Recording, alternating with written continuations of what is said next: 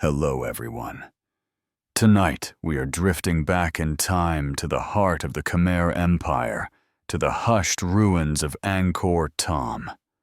The air is thick and fragrant, like the heavy perfume of frangipani that clings to the ancient stones. You can almost hear the chanting of priests in the distance, echoes of power and devotion woven into the air itself. But before you get comfortable, take a moment to like the video and subscribe, but only if you really like what I do here. And of course, I'd love to hear where you're listening from and what time it is for you. Now turn off the lights, maybe turn on the fan for some soothing noise, and let's get started tonight. You shuffle along the worn causeway, the cool moss under your bare feet, a tender hush. The towers of Angkor Thom loom above you, their stone faces half hidden by night's gentle cloak.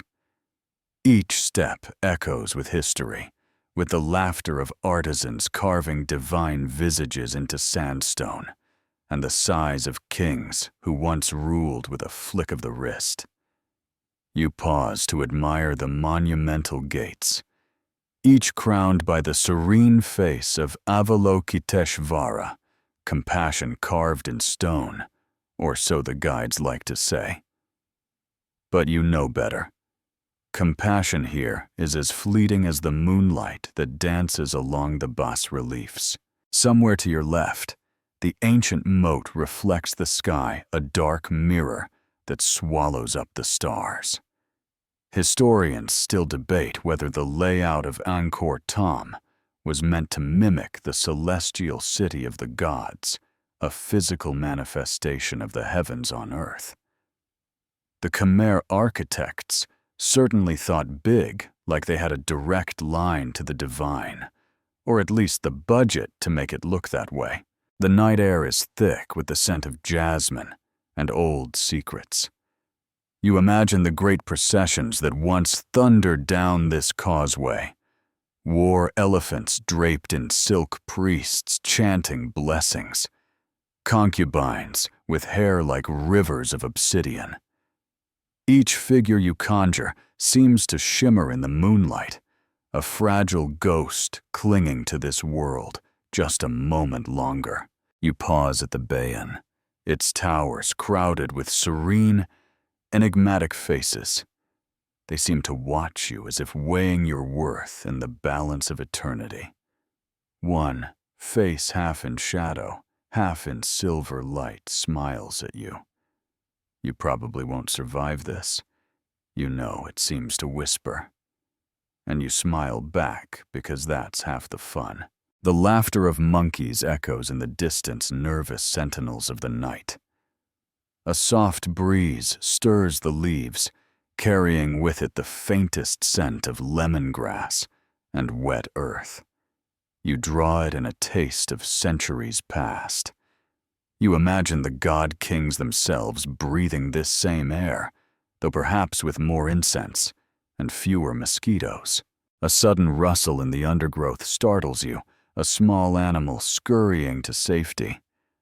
The empire might be gone, but life here is stubborn, clinging to the stones like ivy. And you, a mere traveler in this moonlit realm, feel the weight of it all, centuries of ambition and decay of prayers whispered to silent gods. An odd fact: crocodile poop was once used as sunscreen here. You shake your head and laugh softly, because history never fails to be both bizarre and oddly practical. The Khmer understood the sun's power as well as they understood the art of empire building. The path winds deeper into the city, where the air grows cooler, almost damp with the breath of the earth. The silence is thick, but if you listen closely, you can hear the heartbeat of Angkor Thom soft, steady, the pulse of a world long gone, but never quite dead. You close your eyes and see the city in its glory. Golden palaces, bronze bells ringing in the dawn. A king's word, as law. His smile as rare as rain in the dry season. And yet even then, the seeds of ruin were being sown like tiny cracks in the stone, invisible until it all came tumbling down. So you keep walking, your breath slow and quiet. This is the kingdom of twilight, where the past still whispers in the dark, and tonight, you're listening. The apsaras dance in the flickering torchlight, their slender hands weaving gestures older than the language you speak. You stand in the shadow of the temple, your breath caught in your throat, as these celestial dancers seem to float across the polished stones. Their faces are carved from calm itself, each smile an enigma that has outlasted kings. You blink, and for a moment you think they're alive. Silk skirts shimmering in the lantern glow, anklets chiming with every step. But no, they are only carvings frozen in an eternal moment locked into the stone by artisans who believed they were capturing the divine. Or perhaps they did capture it. Who's to say? The Khmer kings called themselves Devaraja god kings, believing their bloodlines stretched back to the very heart of creation. You can almost hear Jayavarman VII's voice in the night, a low murmur of power that still rattles the bones of Angkor. His warriors bowed to him as to a god, and his enemies fell like rice in a monsoon. But devotion is a double-edged blade, and these walls remember every cut. The moon hangs low and red above the temple's towers, a bloody coin that buys your wonder. Historians still debate whether the Apsara carvings were meant as guardians or as silent muses. Either way, their beauty is enough to make you pause, to draw you deeper into the story of these god kings. A warm breeze sighs through the courtyard, carrying with it the scent of sandalwood and sweat. You think of the dancers, their feet bleeding on the rough stones, their laughter a sweet offering to gods who never quite looked back. Power is a hungry thing, and beauty is its sharpest knife. You run your fingers along the carvings, tracing each curve, and swirl with a reverence that feels almost blasphemous. These are not merely decorations. They are the kingdom's breath, the memory of an empire that rose on the back of divine ambition and mortal longing. Somewhere in the shadows you hear a soft giggle, perhaps a memory, perhaps only the wind. The Apsaras seem to turn their gaze towards you, their stone eyes shimmering in the half-light. Dance with us, they seem to say, just for tonight. A historian's fact, Jayavarman VII claimed to be the living incarnation of Avalokiteshvara, the bodhisattva of compassion. Whether that compassion extended to his subjects is another story altogether. Some say he was a just king. Others whisper of forced labor and temples built on the bones of the fallen. You can't help but smile because you know how power works. It always tastes sweet to those who wield it. And so, the dancers twirl on their hips, swaying to a music only they can hear. You let yourself be drawn into their rhythm, if only for a moment. After all, the night is long, and you have nowhere else to be. An odd fact floats to mind in ancient Angkor betel nut was chewed not just for pleasure, but for its ability to stain teeth like rubies. A smile in the darkness could be as bright as a torch, another small spark of beauty in a world that devoured it whole. The stone beneath your feet is cool, worn smooth by centuries of footsteps. You wonder how many have stood where you stand. Breathing in the same thick air, listening for the same echoes of a vanished empire. The Apsaras remain eternal and untouched, while the god kings fell and rose and fell again. You lean back against the temple wall, your heartbeat slowing to match the quiet pulse of the night. The dancers are still, but in your mind they swirl on forever, graceful, forever silent. And somewhere in the hush, you think you hear them whisper, "All kingdoms fall, but beauty, beauty endures." You slip from the temple's embrace into the winding alleys of the city. The air grows cooler here, where canals cut deep into the earth like veins of silver beneath the skin of the empire. Moonlight glints off the water, a soft shimmer that seems almost alive. You step onto a narrow boat, the wood creaking under your weight. A soft push from an unseen hand sends you gliding forward, the oar slicing the water with a sound like a sigh. Above you, the night sky is a canopy of ink, dotted with the faint glow of stars. The world feels smaller here, more intimate, like the city itself is holding its breath. Trade flowed along these canals once as steady as the river's current. Spices and silk rice and rubies drifting along in boats like this one, ferried by men with calloused hands and quiet eyes. Historians still debate whether Angkor's canals were more for commerce or for ceremony. Either way, they were the lifeblood of a city that knew how to dream. You trail your fingers through the cool water, the ripples tracing patterns, older than memory. Somewhere, a fisherman's net sags under the weight of its catch, a silver flash in the darkness, a moment of life in a city of ghosts. The scent of night-blooming jasmine drifts across the water, sweet and sharp. You imagine the merchants who once lined these banks, their voices low and urgent, their wares glinting in the lantern light. A deal struck here could echo across kingdoms. A whispered promise might outlast a dynasty. A historian's fact.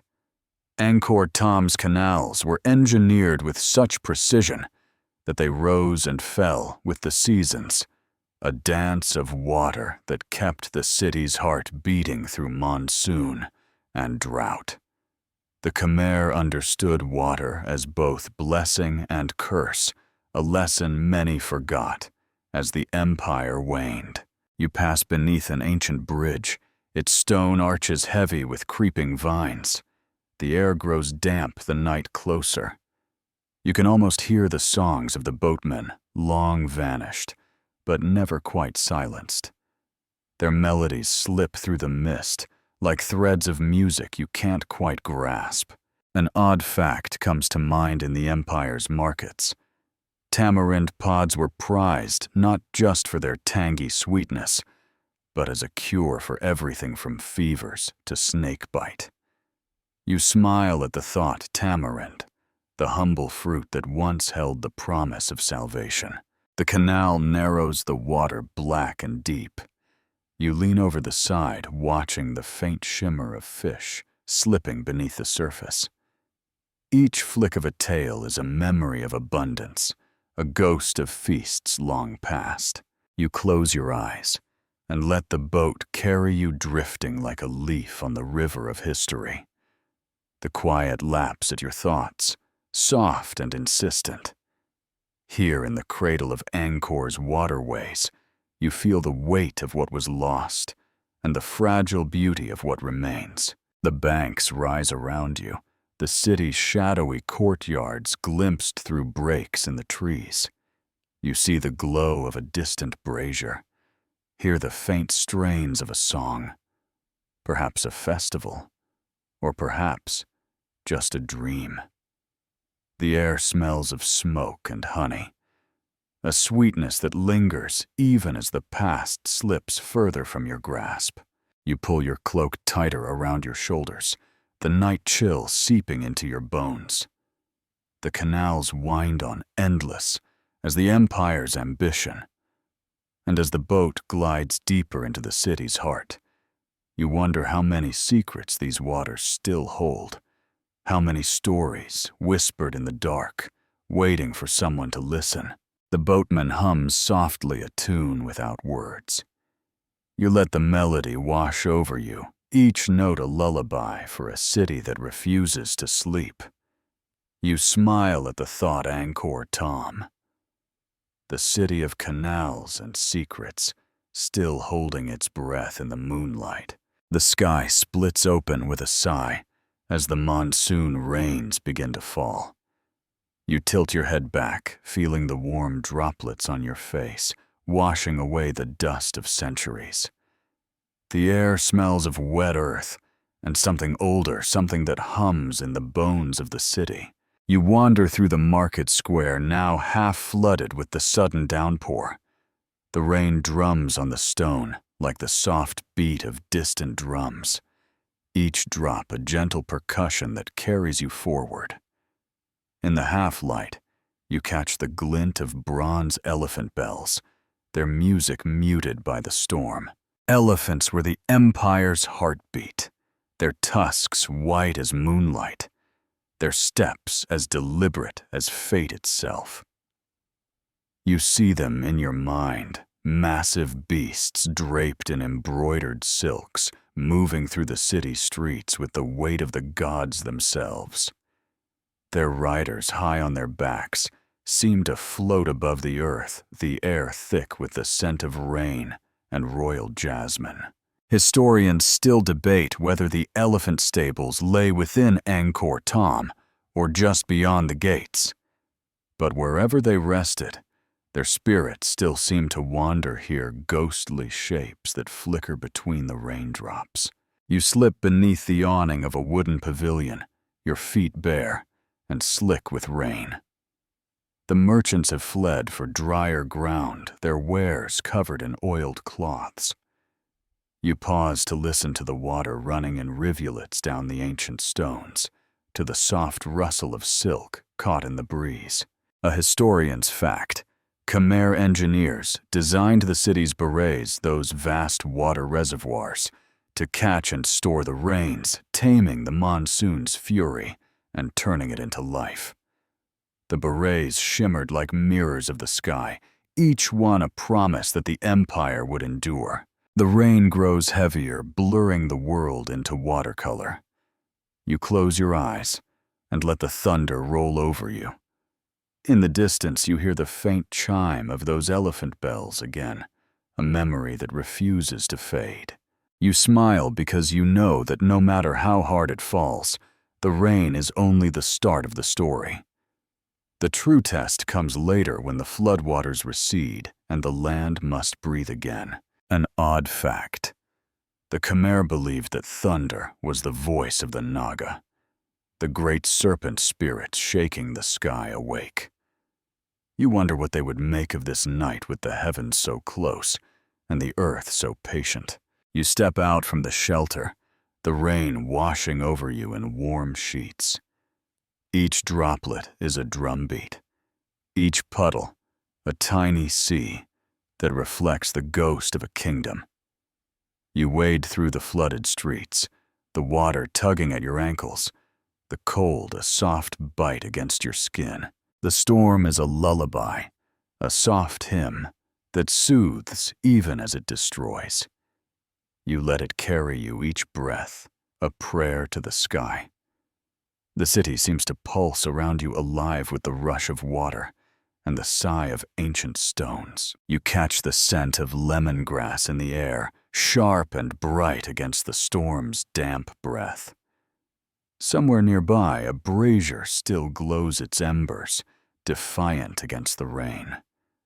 The smoke rises in lazy spirals, the last warmth of the night clinging to the air. The elephants are gone now, their bells silent. But you can still feel them, heavy-footed memories that press into the earth, their shadows as real as the wet stone beneath your feet. You smile, because in a city like this, nothing truly disappears. It only waits.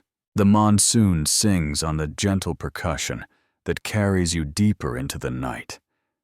You let it pull you along your thoughts, drifting like leaves in the flood.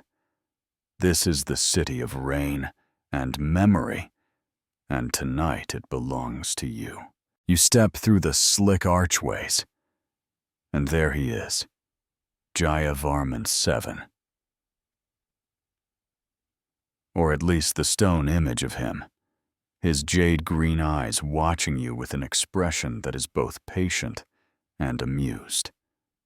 You pause the rain dripping from your hair and meet that gaze. The face is smooth, almost serene, but those eyes, they glint in the torchlight like the forest after a storm. Jayavarman, the God King, who rebuilt a kingdom in the face of ruin. You imagine him in life robed in gold, his words as heavy as the rain, his thoughts a labyrinth of mercy and ambition. Historians still debate whether he was a savior or a tyrant. Some call him the last great king of Angkor. Others whisper of forced labor and endless war. You stand there, the air thick with damp stone and the faintest breath of incense. The statue's hands rest in a mudra of compassion, but you wonder if compassion was ever more than a convenient cloak for power. You see it in the lines of his mouth, a curve that suggests both kindness and command. An odd fact drifts through your mind. The ancient Khmer believed that the breath of a king carried divine power, that a single exhalation could sway the fates of thousands.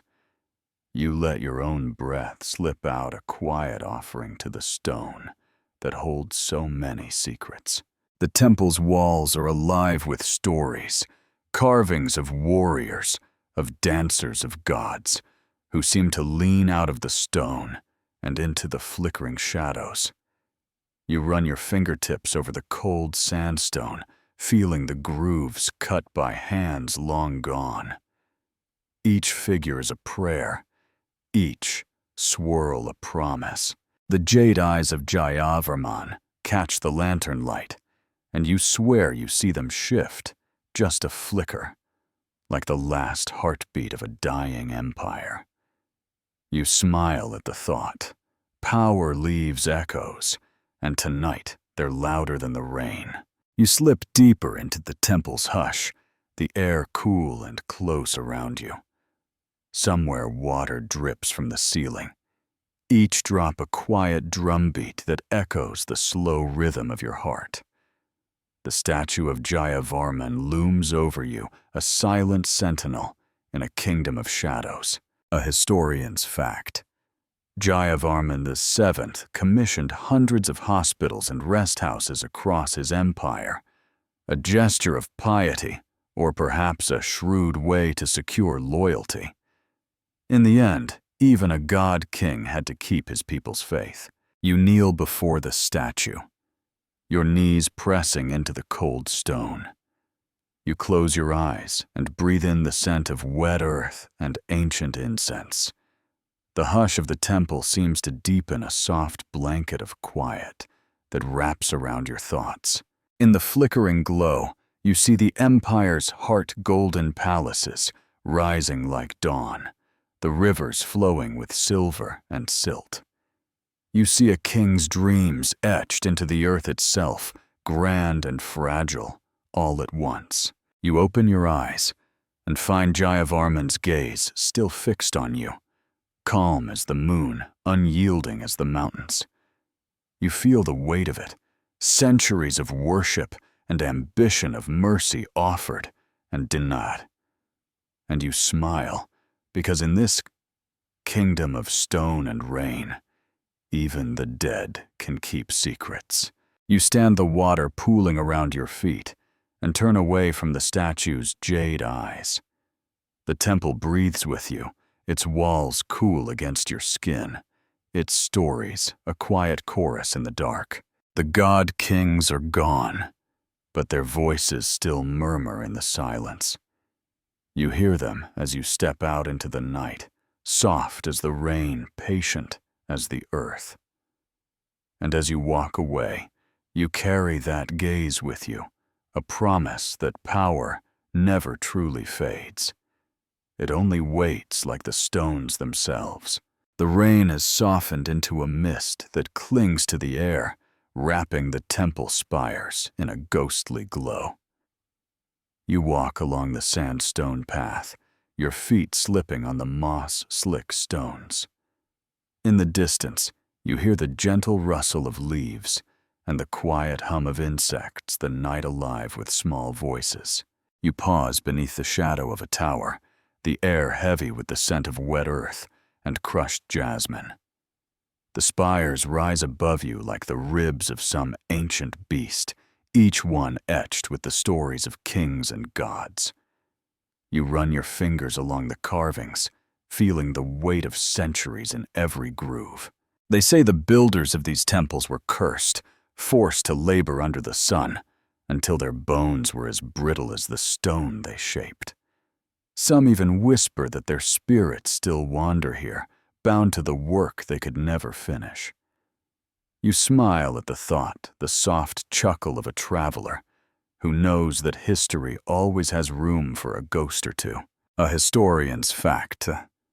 Khmer Empire's temples were built with perfect symmetry, each stone laid with a precision that still baffles engineers today. Historians still debate whether it was divine inspiration or sheer human will that shaped these wonders. You suspect it was both after outlasted and an ambition make a potent mix. You slip into a narrow corridor, the air cool and close around you. The walls are alive with dancers apsaras who twist and sway in the flickering torchlight. You pause to watch them, their smiles carved into the stone.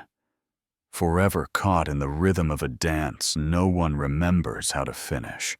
An odd fact, it's said that coconut water was once used to polish the temple's walls, a gentle caress that left them smooth as silk. You run your hand over the cold sandstone, imagining the sweet scent of coconut mingling with the dust of ages. The corridor opens into a courtyard, the night sky a pool of ink above you. You breathe in the damp air, tasting the memory of rain on your tongue. The world feels hushed here, as if the stones themselves are listening.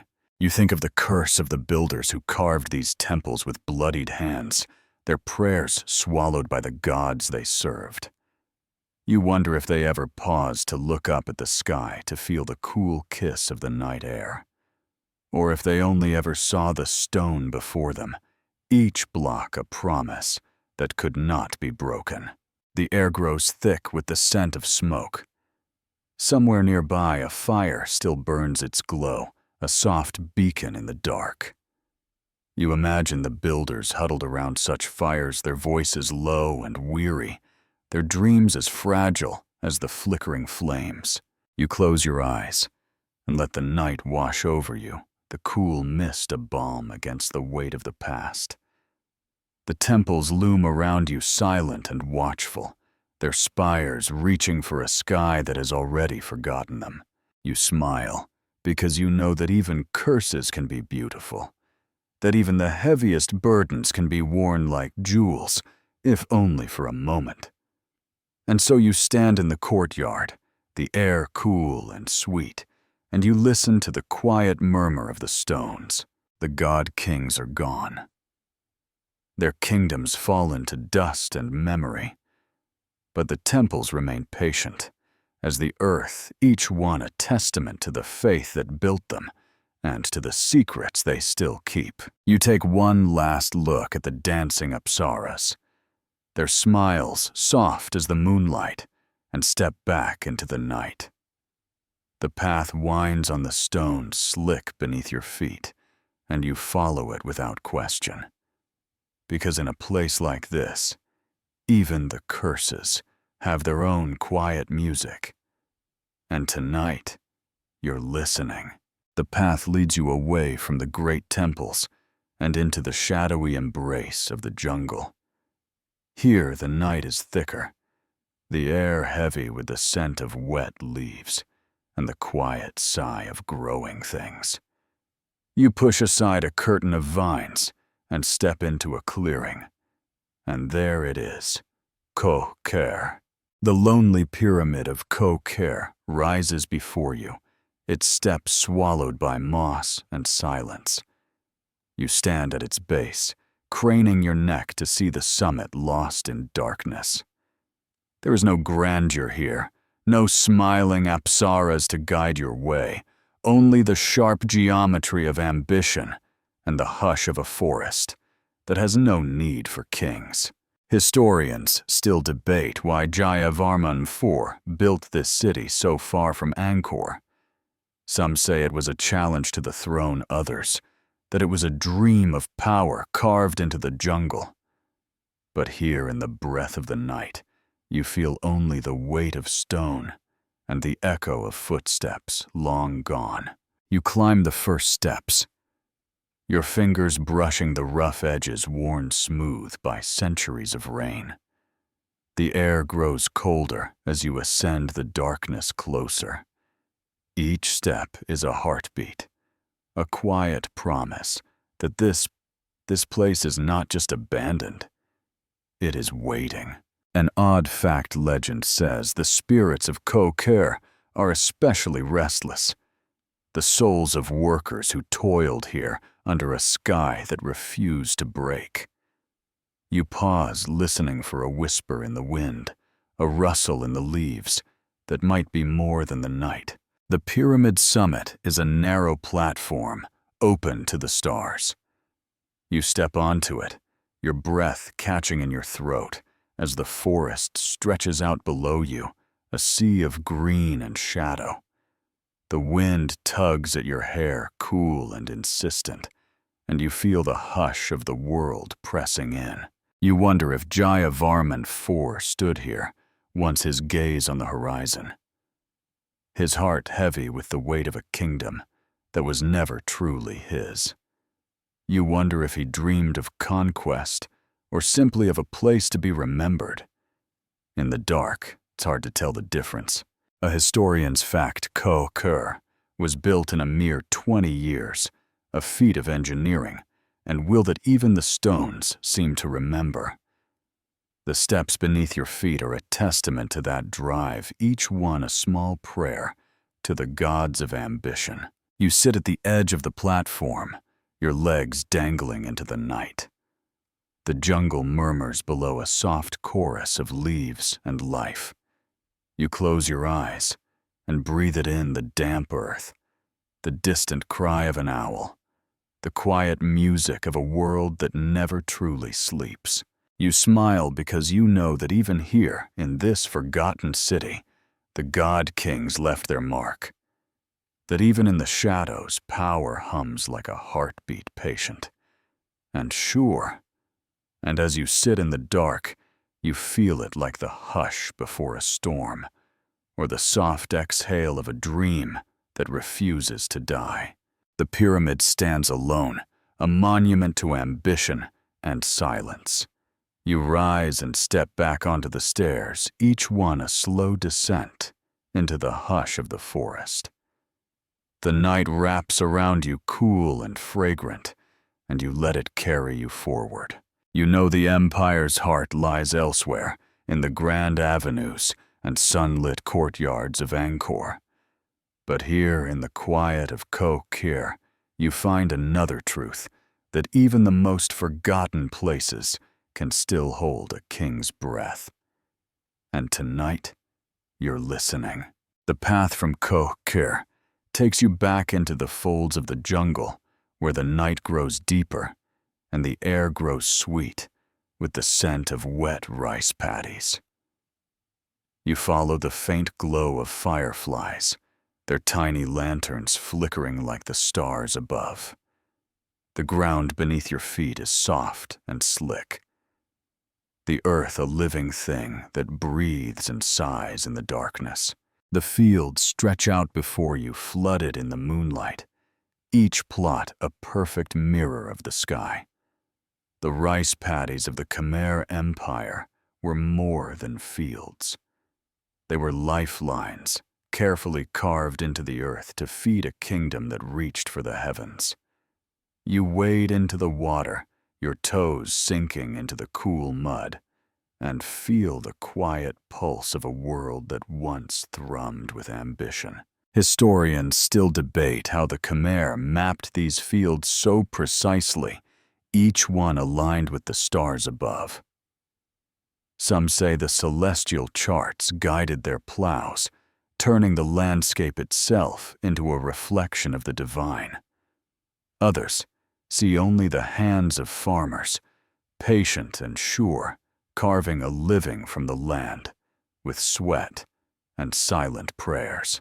You tilt your head back and let the sky wash over you. The moon, a pale guardian, the stars scattered like offerings across the velvet dark. The water around your ankles glitters with the faint phosphorescence of night insects, a quiet magic that feels older than even the temples. An odd fact: the Khmer believed that planting rice under the light of the full moon would bless the harvest with divine favor. You smile at the thought how the glow of the moon, so cool and distant, could ripple down into the very roots of life. You walk along the narrow dikes, the water lapping at your ankles, with a soft, insistent sigh. In the distance you hear the low croon of frogs, a lullaby that blends with the rustle of leaves and the hush of the night. You pause to watch the rice stalks sway in the faint breeze, their delicate green blades shimmering like a field of jade. A historian's fact: the rice paddies of the Khmer Empire were more than sustenance. They were symbols of power, a quiet assertion of dominion over earth and sky. Each harvest fed not just the bellies of the people, but the dreams of kings who saw themselves as the center of the world. You close your eyes and let the night settle around you, the air cool and thick with the scent of growing things. In the darkness, you can almost hear the murmur of the farmers, their voices low and steady, each word a small promise to the earth. You smile because you know those promises still echo in the hush of the fields. The water laps against your skin, a gentle caress that speaks of cycles older than any empire. You feel the quiet weight of it, the endless rise and fall, the way life clings to the edge of the water patient and unhurried. And in that stillness, you hear the heartbeat of a kingdom that learned to dance with the rain. You step back onto the dry path, the mud cool between your toes, and let your gaze drift across the fields. The stars shimmer above their light, as soft as a whispered prayer. You smile because you know that even here in the quiet of the night, the empire lives on, not in the stones of the temples, but in the gentle rhythm of water and rice, earth and sky. You walk on the night, folding around you like a cloak, each step a quiet promise to keep listening to the sigh of the wind, to the laughter of the frogs, to the dreams that still linger in the fields. And tonight, you're listening. You leave the quiet hush of the paddies and step into the outskirts of the city, where the faint glow of dying torches flickers in the night. The scent of roasted fish and fresh herbs lingers in the air, a ghost of feasts that once turned the nights into bright rivers of laughter and song. You walk slowly, your feet sinking into the damp earth. Here, at the edge of the city, you can feel the weight of hunger in the air like a breath held too long. The granaries are empty now, the laughter of feasts replaced by the soft murmur of empty bellies. The Khmer Empire was a kingdom that never seemed to stop feasting lavish banquets that stretched on until the moon was high and the stars grew weary of watching. But every feast leaves bones behind every table, a memory of hunger that waits for the next meal. A historian's fact, inscriptions from the time, speak of endless processions of offerings, mountains of rice and roasted meats, sweet cakes heavy with honey, and the promise of another dawn. The god-kings knew that hunger was more than a pang in the belly. It was a force that could topple a throne. You walk past the silent houses, their wooden doors, leaning like old men too tired to stand. In the darkness you imagine the glow of lanterns, the warm laughter of children chasing fireflies. But tonight there is only the hush of empty rooms and the soft breath of the wind. An odd fact: the Khmer had a particular fondness for palm sugar, sweet enough to coax a smile from even the most stoic face, or so they said. You smile at the thought, the sweetness of it lingering on your tongue like a memory. You pause beside a small shrine, the stone weathered and worn, but the offerings wilted lotus flowers and cracked coconut shells still fresh. You kneel and touch the cool stone, feeling the quiet devotion that lingers like a heartbeat. Here, even in hunger, the people still found something to give. You stand and look out over the silent fields beyond the city. In the moonlight, they seem to shimmer like silver. Each blade of rice, a soft sigh. The world here is still and patient, but you can feel the ache beneath it. The hollow throb of a kingdom that fed on its own dreams until there was nothing left but dust. Historians still debate whether the decline of Angkor was caused by war, by drought, or by something quieter and more insidious, a hunger that grew in the shadow of plenty. You smile at the thought, because you know how hunger can whisper in the dark, how it can hollow out even the strongest heart. You walk on the silence pressing close around you. Each step feels like a question that has no answer, a soft echo of footsteps, long gone. You pause to breathe in the scent of night-blooming flowers, their sweetness a quiet defiance against the empty granaries and hollow promises. The air grows cooler as you move deeper into the city's heart. The moon, a pale ghost above you. You close your eyes and let the night settle around you, the hush of it a soft balm against the ache in the earth. You smile because you know that even hunger has its own music, a slow, patient rhythm that beats in the darkness.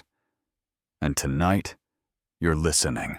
The air thickens as you follow the path down to the river's edge, where the water once flowed like a silver artery through the empire.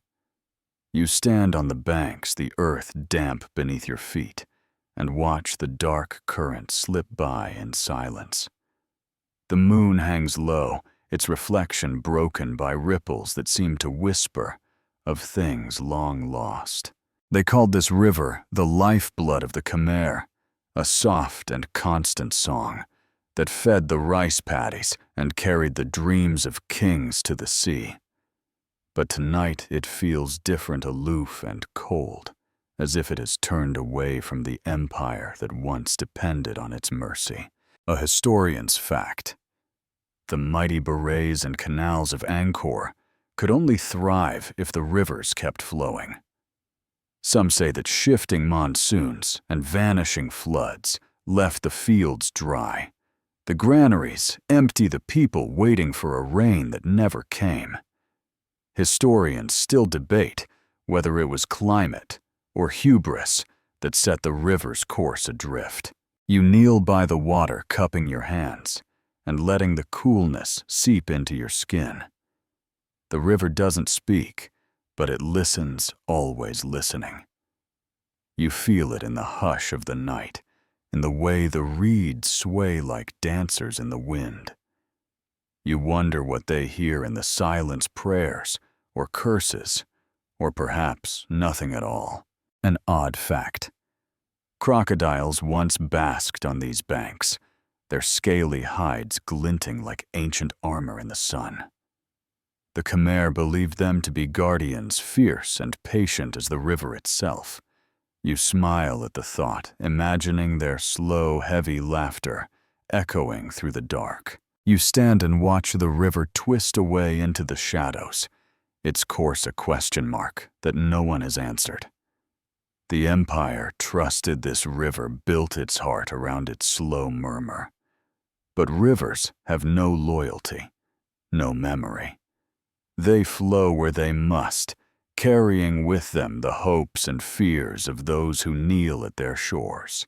You close your eyes and let the breeze wash over you, cool and clean. In the hush, you can almost hear the murmur of old songs, the chants of priests, the soft splash of oars, the quiet laughter of children chasing minnows in the shallows. The river remembers everything, even if it has forgotten the empire that once called it home. You walk along the bank, the mud squelching softly beneath your feet. Each step feels like a small act of faith, a promise that the river will keep flowing even if the empire has faded into whispers and dust.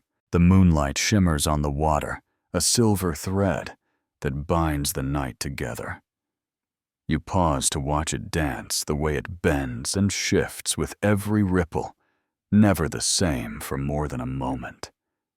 You smile because you know that nothing lasts forever. Not rivers, not empires, not even the quiet ache of memory. You turn away from the river and let the darkness swallow you, the hush of the water, a soft lullaby behind you. The path winds on, and you follow it with a quiet heart, the whisper of the river's turn, still echoing in your thoughts. Tonight you're listening to the soft sigh of the water, to the secrets the river keeps, to the gentle promise that even in the darkness something still flows. You follow the path over from the river and into the quiet heart of the city, where the temples rise like prayers cast in stone.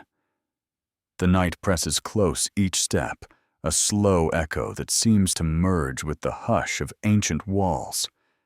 You pause before a small shrine, its doors half open, and peer inside.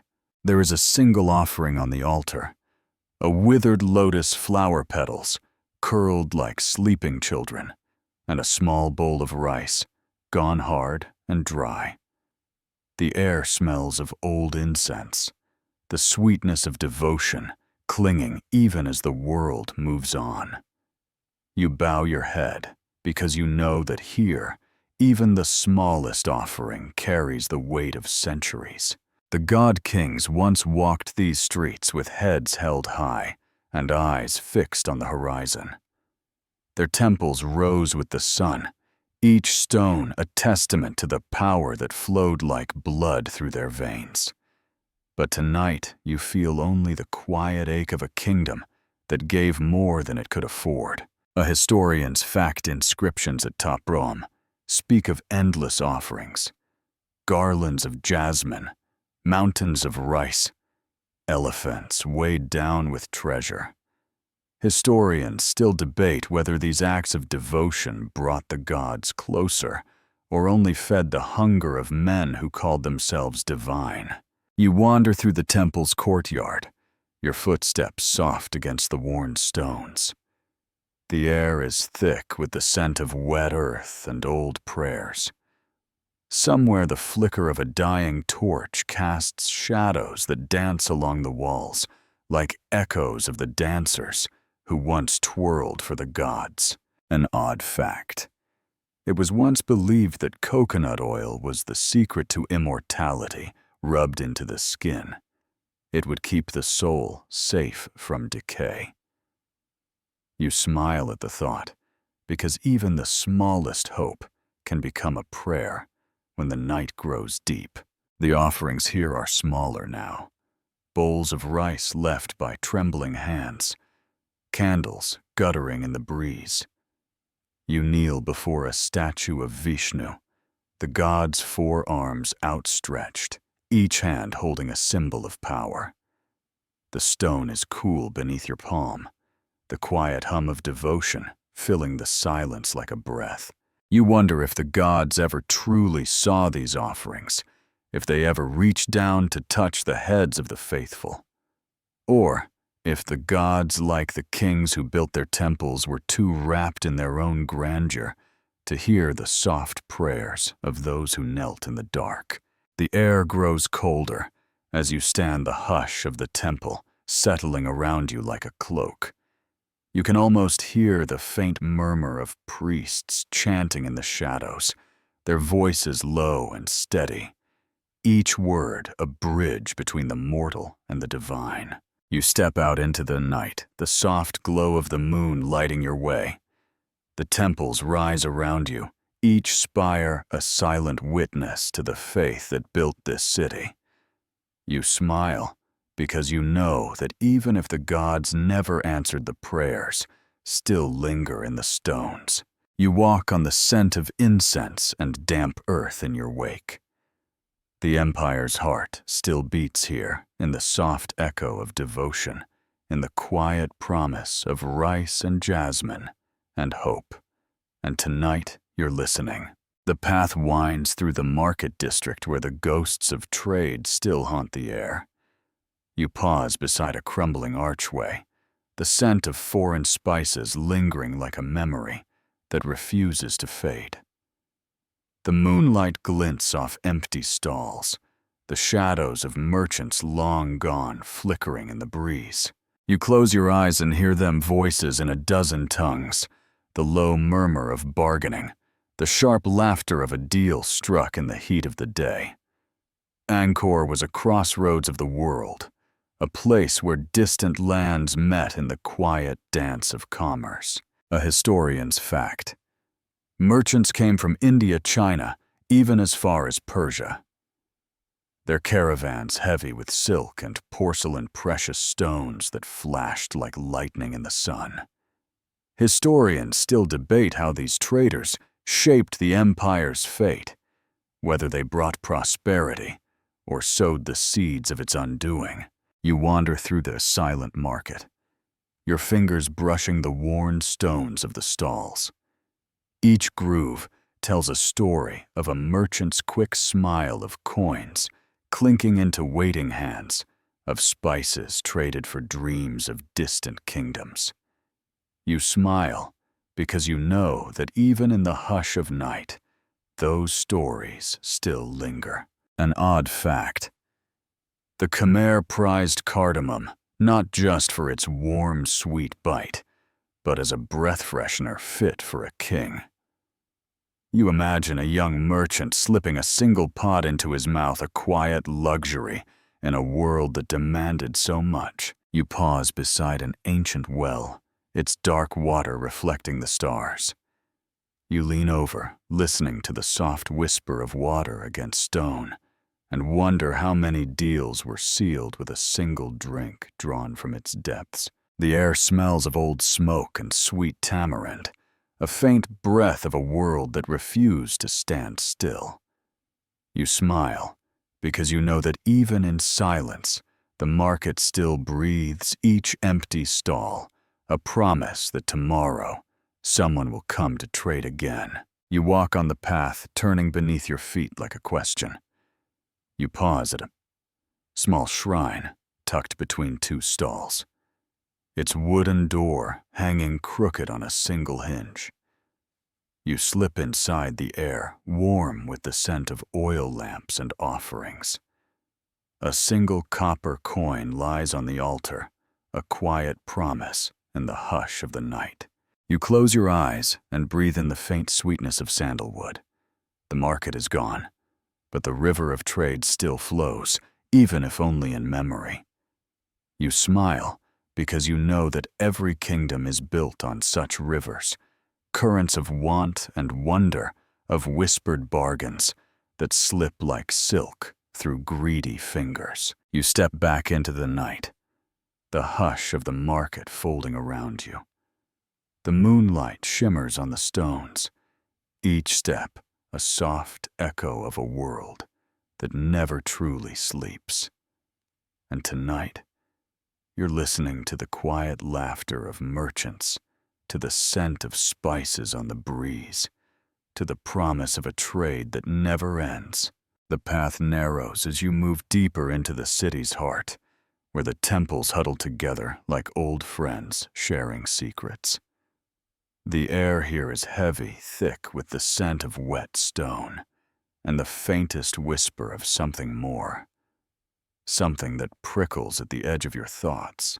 You pause beneath a great banyan tree, its roots wrapped around a crumbling tower, like fingers gripping a memory.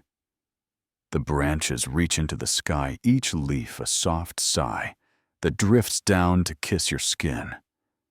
In the hush of the night, you feel the weight of omens in the air, warnings woven into the rustle of leaves, and the distant cry of an owl. A historian's fact. The Khmer believed that celestial events were the breath of the gods. Each eclipse, or shooting star, a sign of fate's quiet laughter. Historians still debate whether these portents guided the empire's fall, or were merely the comforting stories told by those who watched the sky in fear. You walk beneath the banyan's shadow, the roots cool and slick beneath your fingers. You pause to listen to the hush of the night, to the quiet murmur of the city's sleeping heart. In the darkness, the temples seem to lean closer, their spires a soft chorus of questions you'll never answer. An odd fact in some corners of Angkor lightning was thought to be the laughter of Indra, the god of storms. You smile at the thought how even the violence of the sky could be softened into a gentle chuckle in the hush of night. You step into the courtyard of a forgotten shrine, the air alive with the scent of damp earth and the quiet glow of fireflies. The statues here are worn, their faces half swallowed by moss, but their eyes still seem to follow you, calm and patient as the moon. You kneel before one of them, your breath quiet in the cold air.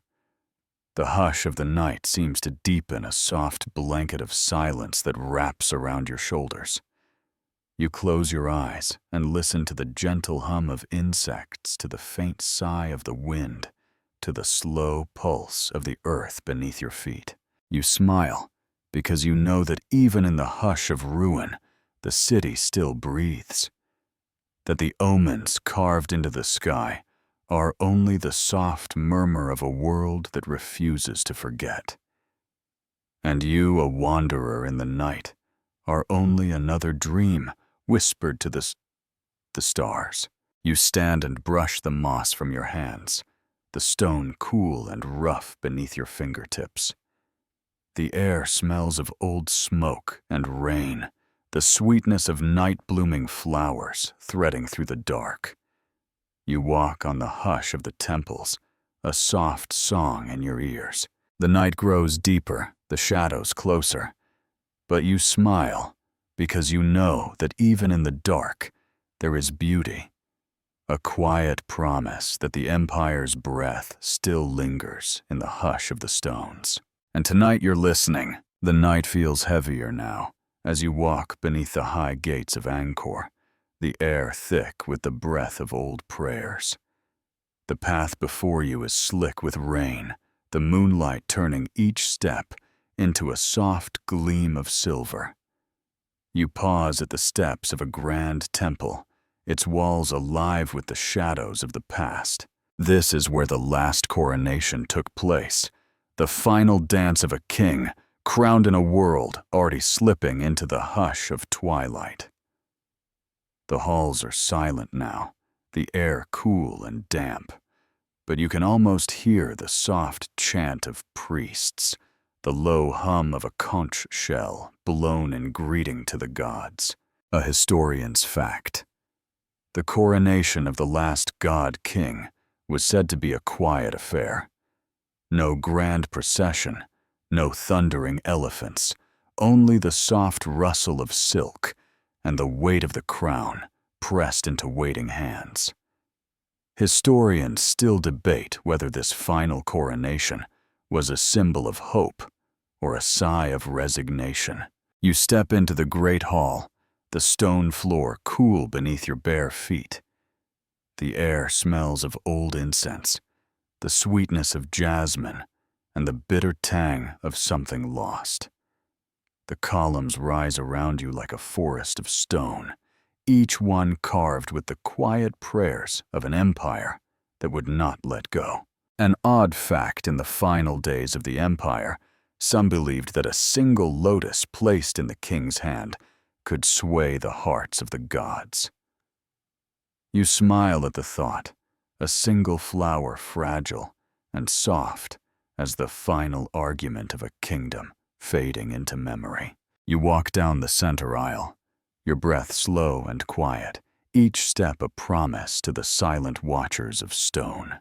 The throne at the far end glows softly in the moonlight, the gold worn thin by the hands of kings who once believed themselves immortal. You pause before it, the air heavy with the hush of centuries. You reach out your fingers, brushing the cold metal, and in that touch, you feel the weight of all that was. Of crowns and feasts of prayers and betrayals, of the quiet ache of a kingdom that gave everything it had. You close your eyes and let the silence wash over you, the soft echo of your breath, the only sound. In the hush, you can almost hear the final coronation. No cheers, no music, only the quiet murmur of a world that had already turned its gaze elsewhere. You smile because you know that even the last king was only a man, his crown as heavy as the night. And in the gentle hush of this temple, you feel the soft truth of it, that all kings must bow, even if only to the quiet sigh of time. You turn away from the throne, the moonlight casting your shadow long and thin on the worn stones. The night breathes with you cool and patient, and you let it guide you back into the darkness. Tonight, you're listening to the sigh of the last coronation, to the soft breath of a kingdom that once dreamed itself divine, to the gentle promise that even the final dance has its own quiet music. You walk slowly now, the hush of the temples wrapping around you like a soft shroud. The path twists beneath your feet, worn smooth by centuries of pilgrims and kings of merchants, and beggars of dancers and dreamers, who all left a trace of themselves in the stones. At last you step into the quiet courtyard of Angkor Wat, the great towers rising above you like silent sentinels. The air here is different, cooler, stiller, as if the very earth is holding its breath. The moon hangs heavy above the towers, a pale witness to a kingdom that once believed it could hold the sky itself. You pause, feeling the hush of the place settle into your bones. The statues of the guardians stand watch at the gates, their faces worn smooth by the patient caress of rain and wind. You reach out your fingers, brushing the cold stone, and in that touch, you feel the weight of the years of prayers whispered in the dark of battles fought and lost, of a world that once called itself eternal. A historian's fact, the final years of the Khmer Empire were marked by quiet decline rivers that no longer rose rice, that no longer ripened temples that fell to ruin as the jungle crept in. Historians still debate whether it was the weight of war or the silence of drought that finally broke the empire's spine. You step deeper into the courtyard, the soft breath of the night carrying the scent of wet earth and ancient jasmine. You smile because you know that even here in the shadow of fallen towers, the kingdom breathes on, if only in the quiet murmur of the stones. An odd fact. Some say that even the gods turned away in the end, their temples left to the patience of moss and the quiet laughter of the river. You chuckle softly because you know that even gods can grow tired of the prayers of kings. You sit at the edge of the courtyard, your legs folded beneath you, your breath slow and quiet. You close your eyes and let the night wash over you, the soft sigh of the wind, a gentle lullaby in the darkness. The empire is gone, but its bones remain etched into the earth and the air waiting for those who still care to listen.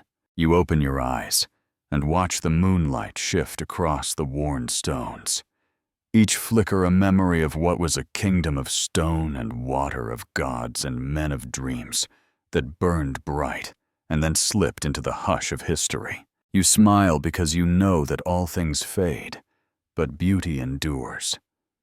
And in the quiet breath of this night, you feel the soft promise of that truth, fragile and patient as the dawn. You stand the stones cool beneath your feet and turn away from the courtyard. The night folds around you like a promise, each step a gentle echo of the stories you carry in your heart.